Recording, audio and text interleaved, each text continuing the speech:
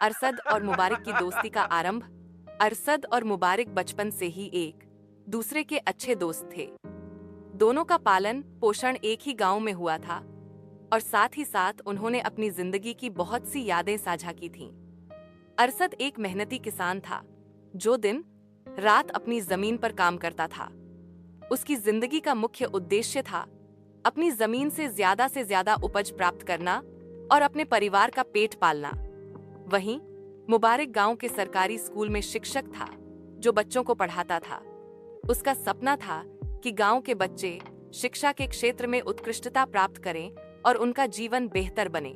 इन दोनों के काम भले ही अलग थे, लेकिन एक बात जो उन्हें जोड़ती थी वह थी उनकी निस्वार्थ मित्रता। अरसद और मुबारक एक दूसरे से बहुत सच्ची और गहरी दोस्ती रखते थे। दोनों एक दूसरे के लिए किसी भी कठिनाई में हमेशा मदद के लिए तैयार रहते थे। दोस्ती में बल और समर्थन। बहादुरपुर गांव में जहां सब कुछ सादा था, लोग अपनी रोजमर्रा की जिंदगी जीते थे, लेकिन अरसद और मुबारक का दोस्ती का तरीका कुछ खास था।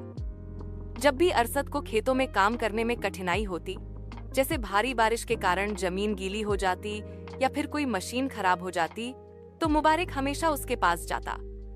मुबारक न सिर्फ अरसद की मदद करता, बल्कि उसे हिम्मत भी देता कि वह घबराए नहीं और मेहनत करे। मुबारक की मदद से अरसद का काम थोड़ा आसान हो जाता और वह उसे अपना सच्चा मित्र मानता।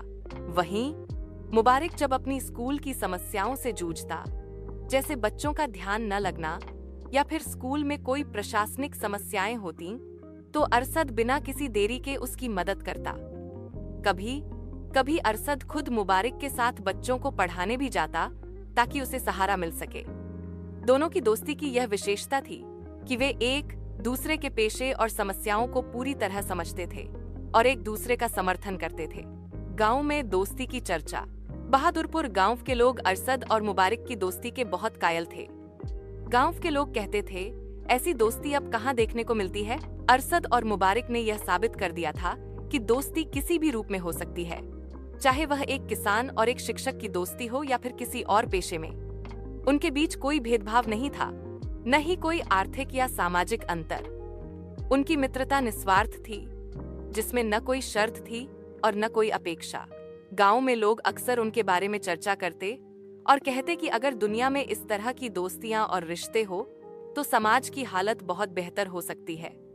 दोनों का जीवन अपने आप में एक उदाहरण बन गया था कि सच्ची दोस्ती से किसी भी मुश्किल का सामना किया जा सकता है। दोस्ती का आदान प्रदान। अरसद और मुबारक की दोस्ती में एक और खास बात थी, वह थी उनके बीच का आदान प्रदान। दोस्ती केवल एक दूसरे की मदद करने तक सीमित नहीं थी, बल्कि वे अपने विचारों, अनुभवों और ज्ञान को भी साझा करते थे। अरसद, जो कि ज्यादातर खेतों में काम करता था, मुबारक से बहुत कुछ सीखता था। वह मुबारक से कहानियां सुनता और जीवन के बारे में उसकी समझ को समझता। वहीं मुबारक भी अरसद से यह जानने की कोशिश करता कि जमीन पर मेहनत करने में कितनी चुनौतियां होती हैं और किसान की जिंदगी कैसे होती है। कभी कभी दोनों एक दूसरे से ऐसे विचारों का आदान प्रदान करते थे जो उनके जीवन को बेहतर बनाने के लिए बहुत सहायक साबित होते थे। मुबारक अरसद को शिक्षा के महत्व को समझाता